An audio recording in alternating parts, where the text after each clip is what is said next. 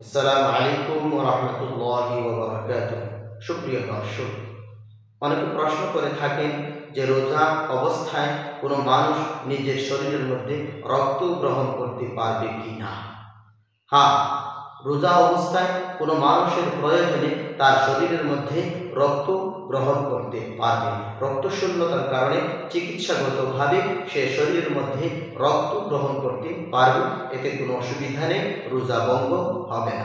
কারণ রোজার অর্থ হল আল-ইমসাকু আনিল মুফতিরাতি মিন তুলুইল ফাজর ইলা গুরুবিশ শামস, ফজরের সময় থেকে নিয়ে একেবারে সূর্যাস্ত পর্যন্ত রোজা ভঙ্গকারী কোনো বস্তু অর্থাৎ খাবার, পানাহার এবং জৈবিক চাহিদা থেকে বিরত থাকার নামই হলো রোজা।